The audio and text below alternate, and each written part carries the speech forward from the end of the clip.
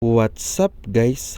Kabarong tungaw in your face! Samahan niyo ako ngayon sa aking vlog. Pupunta kami ngayon sa Cancun, Mexico. Magbabakasyon kami ng 2 araw doon mga kabaro. At ngayon nga ay papasok na tayo sa Lafayette Regional Airport. Connecting flight kami at ang una naming flight ay papuntang Dallas. Nakapila na nga kami ngayon papasok sa eroplano na maghahatid sa amin sa Dallas. 10 nga kami magkakabaro na magkakasamang magbabakasyon sa Cancun, Mexico. At lumipad na nga ang sinasakyan naming eroplano. Buti na lang nandito ako sa window side. Saktong-sakto yung pwesto ko dito, kitang-kita ko yung view. At mga ilang saglit nga ay nandito na nga kami sa Dallas, nakarating na kami. 1 oras din siguro bago kami nakarating dito. At mukhang antok na antok pa nga ako. Hindi kasi ako masyadong nakatulog dahil sa excitement. At kahit nga sa biyahe ay hindi ako nakatulog. Papunta na nga kami sa gate kung saan ang susunod naming flight. At akala namin magkakasama pa rin kaming 10 sa susunod na flight. Buti na lang tiningnan ko yung ticket ko at muntik na kaming maligaw. Ang susunod pala naming flight ay papuntang Austin.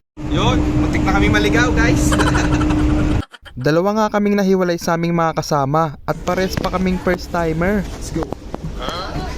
Buti na lang walang hiya ako at hindi ako nahihiyang magtanong-tanong. Minsan kasi dapat kailangan kakapalan mo lang yung mukha mo. At nakapasok na kami sa eroplano na kung saan ihahatid kami sa Austin. At ang iba naman naming mga kasama ay diretso na yung flight papuntang Cancun. Kaming 2 lang talaga ang nabunot na dumaan pa sa Austin. Pero ayos lang dahil experience na rin to. Minsan lang naman mangyari sa buhay ko to kaya in-enjoy ko na lang yung moment. At lumapag na nga yung eroplano dito sa Austin. Hinintay ko lang saglit yung kabaro ko dahil nauna ako sa kanya. Titingnan muna namin kung saan ang gate at kung anong oras ang next flight namin.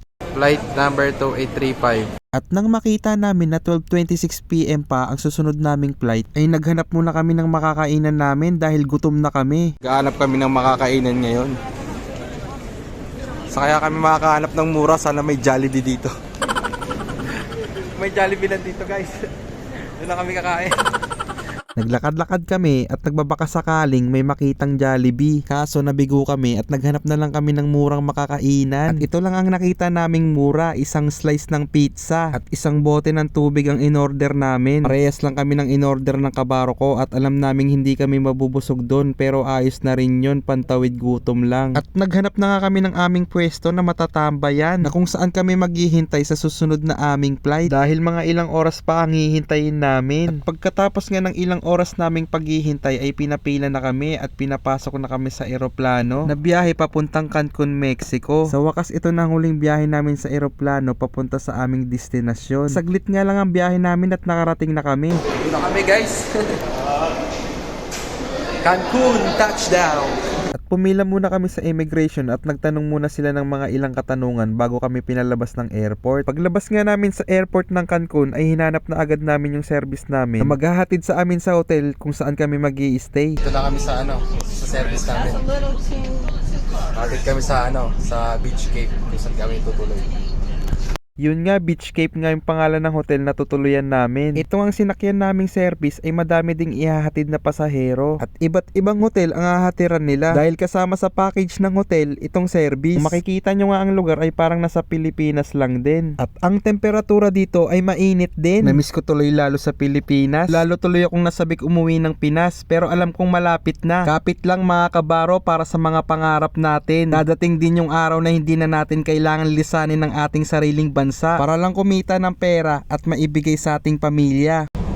Alam mo, hindi ko alam eh. Dapat alam mo. At napadaan din kami sa mga gimikan dito sa Cancun. Marami din talagang inuman dito, magsasawa ka kung marami kang pera. Pero kung wala ay manahimik na lang muna at mag-inom na lang sa hotel. At sa wakas ay nakarating na kami. Parang nawala nga ang pagod ko sa biyahe nung pagdating namin dito. Dahil nararamdaman kong magiging masaya kami dito. Hanggang dito na nga lang muna ang video natin mga kabaro. Abangan nyo na lang ang karugtong netong vlog ko. At magkita-kita na lang ulit tayo. Nakarating na rin kami sa wakas. Tara! Samahan niyo kami.